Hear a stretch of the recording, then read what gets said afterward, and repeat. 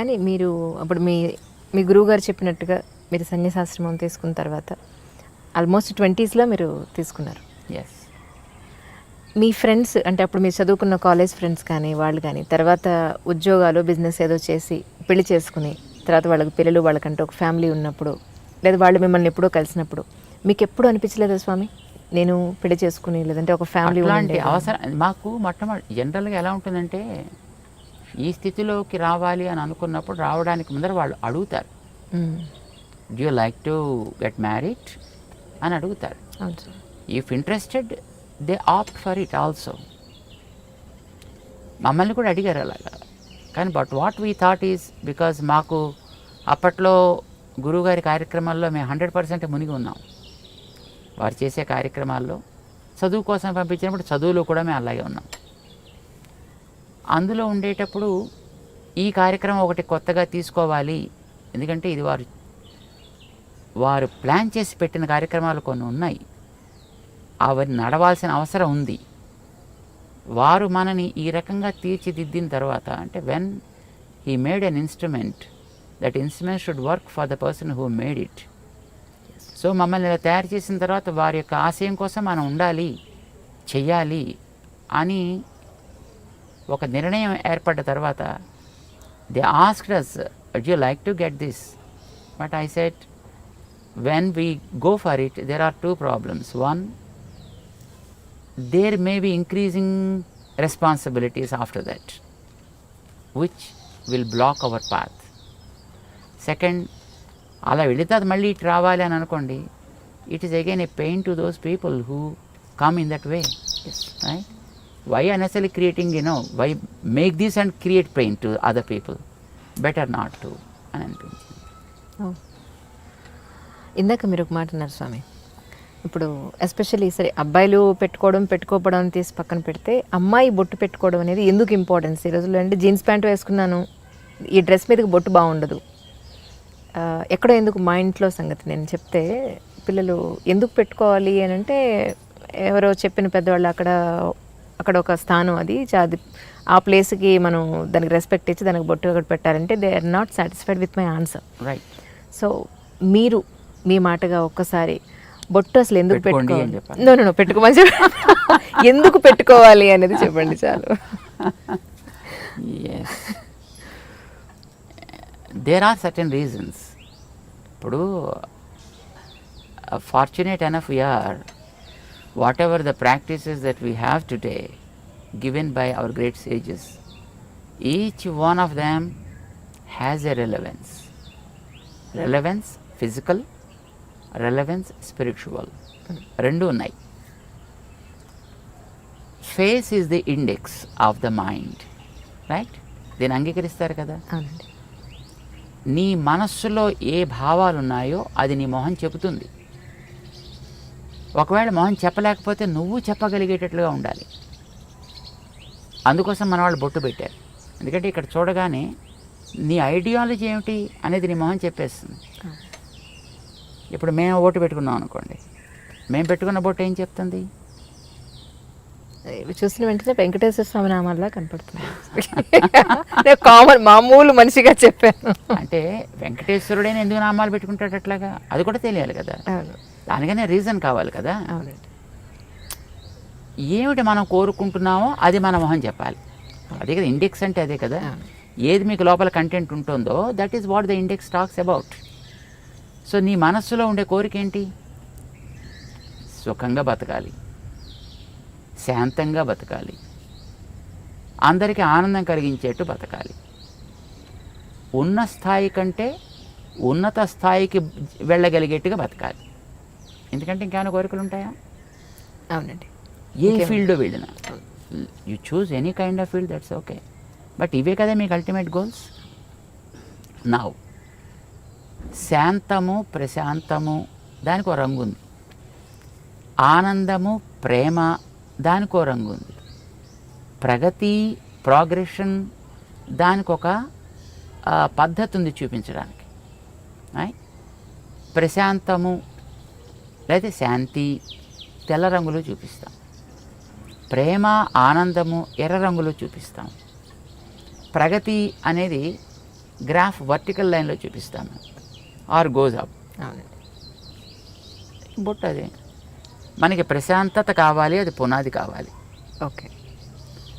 ఈ ప్రశాంతత అనేది నీకు రెండు వైపులా సాగాలి, నిన్ను పైకి తీసుకెళ్ళాలి, చివరి దాకా ఉండాలి. సడన్గా వచ్చి మళ్ళీ పాల పొంగులాగా టక్కమని ఎక్కడో పోకూడదు. ప్రశాంతత పైదాకా తీసుకెళ్ళాలి. ఈ ప్రశాంతత అనేది ఆనందాన్ని ఇచ్చేట్టుగా ఉండాలి కనుక ఆనందం అనే దాన్ని మధ్యలో మనం చూపిస్తాం. ఈ ఆనందం అనేది ఒకటే గోల్. దానికి ప్రశాంతత is a protection and it is the foundation, it is the protection, but this is the goal. ఇది మనకి బొట్టులో చూపిస్తాం అన్నమాట. ఆ రంగుకి కూడా ఒక రెలవెన్స్ ఉంది, ఆ లైన్కి కూడా ఒక రెలవెన్స్ ఉంది మనకి. ఇక్కడ ఎందుకు పెడతాం, ఇక్కడో పెట్టుకోవచ్చు, స్పేస్ హాయిగా ఉంది కదా. ఇక్కడ కూడా ఉందనుకోండి స్పేస్, బట్ ఇక్కడ ఎందుకు పెట్టాం ఇక్కడ ఎందుకు పెడతాం? మన భావన అనేది జ్ఞానానికి సంబంధించిన అంశం. జ్ఞానం అనేది తెలుసుకోవడానికి పనికొచ్చేది. తెలుసుకోవడానికి పనికొచ్చే ఇంద్రియం మన దేహంలో కన్ను. కన్ను భౌతిక రూపాలు చూస్తుంది, జ్ఞానం ఆంతర రూపాలను చూపిస్తుంది. సో జ్ఞానానికి కన్ను గుర్తయితే ఈ కంటి మధ్య భాగం మన జ్ఞాన ప్రకాశానికి ఆధారము. So start something from here and take it towards your goal.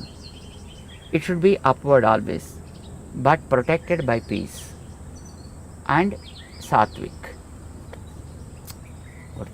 ఇది ఒక గుర్తు. ఇది ఇక్కడ పెట్టడానికి కారణం యూజువల్గా మీకు ఇందాక ఒక కారణం చెప్పాడు, రెండో కారణం చెప్తున్నాను. చెప్పండి సార్. మొట్టమొదటిది ఒకటిది, ఒక భావం ఉంది దాంట్లో. ఊరికే ఏదో సరదాగా పెయింట్ చేసుకోవాలి కనుక, కానీ this is not a painting that we are doing, or this is not something a kind of design that we adapted as a fashion, right? there is a meaning, there is a relevance for that. రెండవ కారణం ఏంటంటే, ప్రతివాడు ఏం కోరుకుంటాడు చెప్పండి? అసలు ఎవరైనా కామన్గా ఆధ్యాత్మికం అని పక్కన పెట్టేయండి, ఎవరైనా ఏం కోరుకుంటారు? మగవాళ్ళు కానీ ఆడవాళ్ళు కానీ అందంగా ఉండాలి కోరుకోరా? అందంగా ఉండాలి ఎవరైనా కోరుకుంటారు. అందుకే కదా మాటికి అద్దం చూస్తాడు, జుట్టు దువ్వుతాడు, నిలబెట్టాలా లేకపోతే ఇటు దువ్వాలా లేకపోతే మొహం మీద బొచ్చు కుక్కలా వేసుకోవాలా. సో ఏదో ఒక రకమైనటువంటి ఒక స్టైల్ అడాప్ట్ చేస్తున్నాడు, లేదో రంగులు వేస్తున్నాడు. ఇవన్నీ దేనికోసం చేస్తున్నాడు? అందంగా ఉండాలి. మరి అందం ఏం కావాలి? ప్రిజర్వ్ కావాలా లేదా తాత్కాలిక కనిపించిపోవాలా? ప్రిజర్వ్ కావాలని ప్రతివాడు కోరుకుంటాడు, ఉండదు. కానీ వీరికి వందలు వేలు లక్షలు ఖర్చు పెడతారు అది ప్రిజర్వ్ కావాలని. ప్రిజర్వ్ కావడానికి ఒక బ్యూటిఫుల్ సొల్యూషన్ మన వాళ్ళు ఇచ్చారు. బాడీలో ఉండే మిగతా పార్ట్స్ కంటే మొహం చాలా ఎక్కువ అందమైనది. దాన్ని బట్టి కదా మిగతా అన్నింటిని రికగ్నైజ్ చేసేది. సో ముఖం యొక్క అందం బాగుండాలి. పాడు చేసే ఫ్యాక్టర్స్ ఏమున్నాయి? వెదర్, కడిగేసుకుంటే పోతుంది,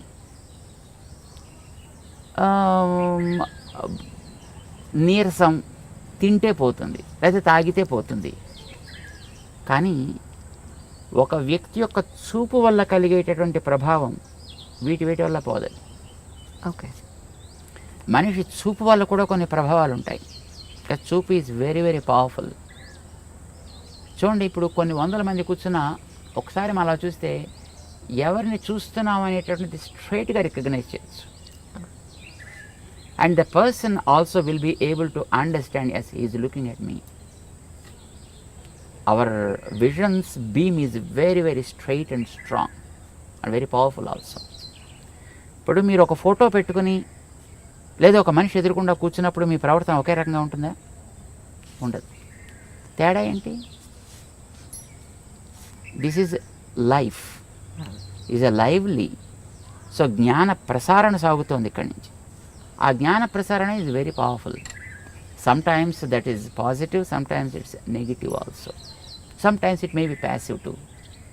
కానీ మోస్ట్లీ నెగిటివిటీ ఎక్కువ ఉంటుందండి మనుషుల్లో. బికాజ్ కరప్టెడ్ స్పీషీస్, ఇందాక మీకు చెప్పాం కదా, మనిషే. మిగతా జీవరాశులన్నీ కూడా they are not corrupted, they are by themselves. వాటి మానాన బతుకుతున్నాయి. జెలసీ, ఈగోస్, యారోగెన్స్ ఇలాంటివన్నీ ఉండేది మనిషికే కదా, మిగతా ప్రాణులకు ఉండదు పెద్దగాను. సో వీడి చూపు కూడా వాటితోటే కరప్ట్ అయి ఉంటుందండి. ఈ కరప్టెడ్ విజన్ వల్ల కొన్ని ప్రమాదాలు కూడా జరిగే అవకాశాలు ఉన్నాయి. మేము చూడలేదు కానీ మేము విన్నాం. ఒక మా గురువుగారు ఉండేటువంటి ఊళ్ళో వారి ప్రథమ వయస్సులో అన్నమాట, అంటే probably when he was 20s or 30s I suppose, ఒక ఓల్డ్ లేడీ ఒక ఆవిడ ఉండేది. ఆవిడలా రోడ్డు మీద పెడుతూ ఏంట్లో అబ్బా జామ చెట్టు బాగా కాసిందే అందనుకోండి, మన్నాడు కాయలన్నీ ఎండిపోయేవి. ఇది కొంతమందిలో నేను కూడా చూశాను సార్, నిజంగా కరెక్ట్ అది మీరు చెప్పింది 100% కరెక్ట్. అలాగే వెడుతూ పాలు పితుకుతుంటే అమ్మో మీ ఆవు బాగానే పాలిస్తోంది అందనుకోండి, మన్నాడు పాలు ఎగచేపేసేది ఆవు. Oh my God. This is a kind of evil eye, what we call it is an evil eye. Okay. దృష్టి దోషము అని అంటారు దాన్ని. ఈ దృష్టి దోషం ఈజ్ వెరీ పవర్ఫుల్, మిగతా వాటికంటే చాలా powerful. Weather impact is not much powerful. తినకపోతే వచ్చే weakness is not much powerful. Or ఎవడైనా వచ్చి 4 వాయిస్తే దానివల్ల కూడా అందం పెద్ద చెదిరిపోయేది ఏమి ఉండదండి. తాతగా దెబ్బ తగిలితే కాస్త దీన్ని ప్యాచ్ చేసుకుంటాడు, అదే కుట్లు కుట్టుకుంటాడు, మళ్ళీ నార్మల్ అయిపోతాడు. బట్ ఈవిల్ ఐ వల్ల కలిగేటువంటి ప్రభావం చాలా ఎక్కువ ఉంటుంది. ఇది పడకూడదనే కొత్త ఇళ్ళు కట్టుకున్న వాళ్ళు వాడి ఆ నేత్ర ప్రభావాన్ని ఎక్కడో ఒక చోట ఫోకస్ చేసేసి దాని మీద కనుక పోతే తర్వాత చూసినా పెద్ద ప్రాబ్లం ఉండదు. The first beam is very powerful. అందుకోసం దానికి ఏదో రకరకాల వేషాలు వేసినటువంటి గుమ్మిడికాయలు, లేకపోతే ఓ రాక్షస మొహాలు ఇలాంటివి ఏదో కడుతుంటారు. దృష్టి బొమ్మల దృష్టి పెడతలేదో అంటారు దాన్ని. అంటే వాడు ఎవడైనా వచ్చి అలాంటి పవర్ కలిగిన వ్యక్తి దాని కేసు చూసి బాగా కడుతున్నాడు, చాలా బాగుంది. ఇప్పుడు ఎక్కడ పడుతుంది చూపు? ఇంటి మీద దృష్టి బొమ్మ పెట్టినప్పుడు మీరు మిగతా కట్టినటువంటి కలర్స్ మీద, డిజైన్స్ మీద దృష్టి పడదు, దాని మీద దృష్టి పెడుతుంది. So also when you see the face of a person, when there is a mark somewhere, ఇక్కడ ఉండొచ్చు, ఇక్కడ ఉండొచ్చు, ఇక్కడ ఉండొచ్చు, ఇక్కడ ఉండొచ్చు. చిన్నపిల్లలకి ఉయ్యాల పడుకోబెట్టినప్పుడు వాళ్ళకి బుగ్గల మీద అక్కులు అనేవాళ్ళు చిన్నప్పుడు బ్లాక్ కలర్లో తయారు చేస్తారు, దాన్ని చుక్కలు పెడతారు, ముక్కు మీద పెడతారు, గడ్డ మీద పెడతారు, నుదుట పెడతారు. వై? ఎవరైనా వచ్చి చూసి అబ్బో మీ వాడు చాలా బాగున్నాడండి అని ఈ బొగ్గ గిల్లో లేకపోతే ముక్కు పిక్కో ఏదో చేస్తారనుకోండి, అది పిల్లవాడి మీద ఇంపాక్ట్ పడకూడదు. ఇప్పుడు చూడగానే ఎక్కడ పడుతుంది చెప్పండి దృష్టి? మీరు వెంకటేశ్వరుడు గురించి ఇందాక మీరు చెప్పారు, వెంకటేశ్వరుడు నామాలు అన్నారు. వెంకటేశ్వరుడు కళ్ళు లేవా? వెంకటేశ్వరుడు పళ్ళు లేవా? వెంకటేశ్వరుడికి పెదాలు లేవా? చెవులు లేవా? మరి మీకు నామం మీద ఎందుకు దృష్టి పడింది? See, whenever you have something there, your vision goes and falls directly on that. And when it falls on that, then the impact, the evil impact of the vision is gone. ఇంకా తర్వాత వాడు మిగతా parts చూసినా దానివల్ల పెద్ద ప్రమాదమే ఉండదు. అందం నాకు బాగుండాలి అని అనుకునేటటువంటి ఒక శ్రద్ధ కలిగిన వ్యక్తి నిజంగా వాడికి ఆ కన్సర్న్ కనుక ఉన్నట్టయితే ఎక్కడ అందం ఉందో అక్కడ ఒక ప్రొటెక్షన్ ఏర్పాటు చేసుకోండి ఇలాంటి వాటి నుంచి దాన్ని రక్షించడానికి. చెవులు అందంగా ఉండాలనుకున్నారని చెవులకి దుద్దులు పెట్టారు. ఓకే. మెడ అందంగా ఉండాలనుకున్నారు కానీ అదేదో మెడ శంఖంలో ఏదో ఉంటుంది. అందంగా ఉండాలనుకున్న వాళ్ళు మెడలో నెక్లెస్ పెట్టారు. భుజాలు అందంగా ఉండాలనుకున్న భుజకీర్తులు పెట్టారు. చేతులు అందంగా ఉండాలనుకున్న వాళ్ళు గాజులు పెట్టారు, కంకణాలు పెట్టారు. వేళ్ళు అందంగా ఉండాలనుకున్న వాళ్ళు ఉంగరాలు పెట్టారు అక్కడ. నడు అందంగా ఉండాలనుకున్న వడ్డాణాలు పెట్టారు అక్కడ. కాళ్ళు అందంగా ఉండాలనుకున్నారు, దానికి గజ్జలు ఏవో పెట్టారు దానికి. సి, ప్రతి భాగంలో కూడా ఏది వాళ్ళు ప్రొటెక్ట్ చేయాలనుకున్నారో ఆ ప్రొటెక్ట్ చేయడం కోసం అని చెప్పి అక్కడక్కడ తేజస్ సంబంధమైన ఒకటి పెట్టారు. ఆ పెట్టేది కూడా తేజస్తో సంబంధించింది. తేజస్సు ఈజ్ గోల్డ్, అందుకోసం ఆర్నమెంట్స్ అన్ని కూడా గోల్డ్ ఆర్నమెంట్స్నే ప్రిఫర్ చేస్తారు. ఇప్పుడంటే తర్వాత రకరకాలు వచ్చాయి అనుకోండి. కానీ but basically it is a gold because gold is Tejas. బంగారం మామూలుగా మట్టి సంబంధమైనది కాదు, అది తేజస్ తత్వానికి సంబంధించింది. దాంతో చేసిన వాటిని అక్కడక్కడ రక్షణ కోసం పెడతారు. బొట్టు పెట్టేటప్పుడు కూడా ఇది పసుపుతో తయారు చేసి పెట్టాలనేది నియమం. ఇప్పుడు స్టిక్కర్లు వచ్చాయనుకోండి, దురదృష్టం కొద్దిని, ఇది ప్లాస్టిక్ ముక్కలు, పసుపుతో తయారు చేసింది కావాలి. బికాజ్ పసుపు ఆల్సో బంగారపు ప్రభావం కలిగినటువంటి ఒక ద్రవ్యం. అది యాంటీబ్యాక్టీరియల్ కదా.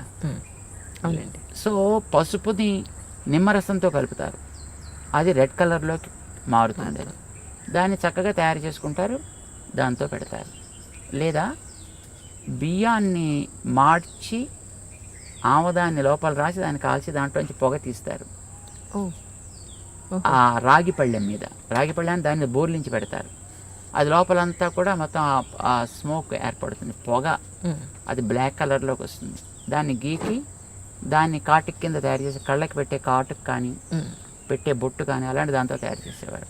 సో తయారు చేసే ద్రవ్యానికి ఒక రెలవెన్స్ ఉంది, తయారు చేసే ప్రాసెస్లో ఒక రెలవెన్స్ ఉంది, అది పెట్టేటువంటి పార్ట్కి ఒక రెలవెన్స్ ఉంది.